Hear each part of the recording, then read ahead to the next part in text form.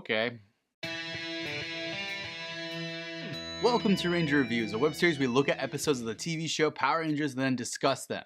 Today we're exploring the 26th episode of the show Power Rangers Turbo, as well as the 231st episode overall, titled The Darkest Day. We begin this out in the hills, where both Cassie and TJ are walking around with large backpacks on. If you guys aren't camping, you really don't need all that stuff. Elgar and Piranhatrons are there, ready with a bunch of boulders. Divatox is watching this, ready for the Rangers to be crushed by boulders.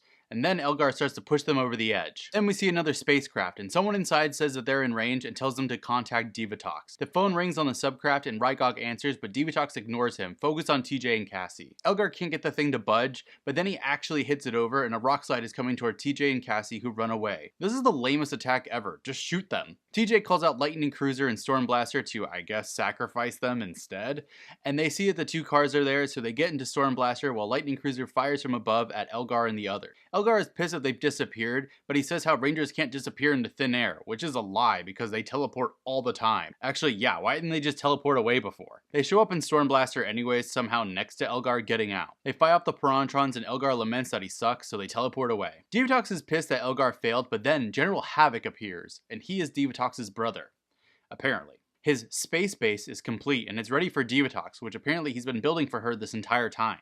He assures that there's room for everyone with a docking bay for the subcraft. Also, Havoc's patrollers are definitely multicolored chromites from an earlier episode. All the Rangers are hanging out at the youth center and Justin is mad that he missed the fun with a rock slide. Yeah, I wish you were in a rock slide too. Ashley says it's okay because she got him tickets for the Angel Grove Monster Tour, which is a tour guide where you go to places where the Rangers have fought monsters in Angel Grove. Not gonna lie, this is a good idea. It definitely would try to capitalize on it a bit, even if I imagine tourism would probably be down from the giant monster attacks. Carlos also has a ticket. We then see that him and Justin have gone on the tour with Ashley and it's being led by Bulk, explaining how they might see monsters themselves soon.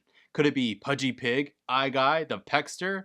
Yeah, they name drop all of these. Then Skull in a monster suit comes out and a little girl gets mad, kicking him in the shin because he's not a monster. Then they talk about how they really did see an alien ship once land in the lake behind them. Then the crowd leaves because apparently the pamphlet promised a monster or the Rangers in action. Stone shows up mad at them for somehow screwing this up, even though I don't think they did. Also, apparently this is Stone's side hustle.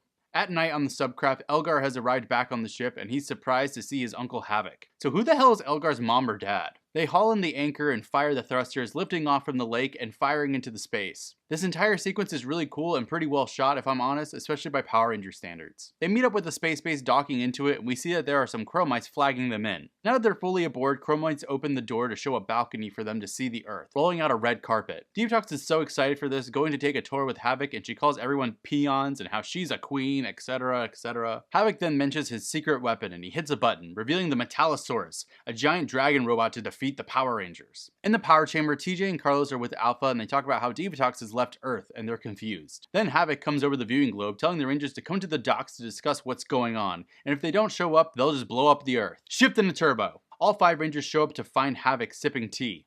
Wasn't it just nighttime? Carlos asks what he wants from them and Havoc introduces himself, ordering them to surrender. The Rangers obviously decline and Havoc explains that they're outmatched here, so do it. He calls out his robot warriors who have no need to breathe, so they're superior on land and water. The chromites come out of the water attacking the Rangers who start fighting them off.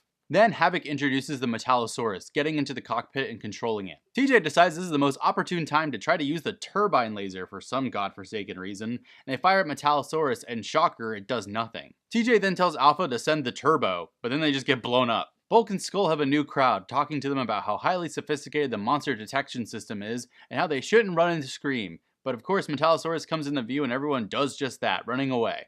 TJ then calls for Turbo Megazord power, which I feel like he was trying to do earlier. Was Alpha confused? Because I was. They form the Turbo Megazord. The Rangers fight against the Metallosaurus and they're pretty evenly matched. They then do the spin out attack and Havoc does a similar spin out attack, snapping the Turbo Megazord saber in half.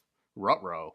Divatox is watching this, excited that Havoc is winning. The Metallosaurus then starts using its tail to whip the Rangers before it wraps around them, electrocuting them over and over again. Carlos explains that the consoles have shorted out, and Elgar orders the chromites to get up there, which they do via grappling hooks, overpowering the entire Turbo Megazord. They then break through the freaking windshield, attacking the Rangers from inside and even behind them, firing them out of the Megazord. Havoc then says they're going to get rid of this Megazord once and for all, and with it still in Metallosaurus' tail, they take off, leaving Earth completely. Havoc returns to the space base, celebrating his win, and he says that the day belongs to Divatox. She explains that she could launch an attack at any moment and they'd be completely defenseless. I mean, not necessarily true, but pretty close. At sunset, the Rangers are in the park. TJ vents how he should have seen this coming, and Cassie asks what they're going to do now, and Carlos says, Cassie's right, it's hopeless. Literally no one said that it was hopeless. Then they see the Phantom Ranger who walks in view near them, and he comes over, and Carlos is a real fucking Debbie Downer by saying he probably can't even help them either. Jesus, Carlos. Phantom says he can help them, but it's going to take some time, so just hold on.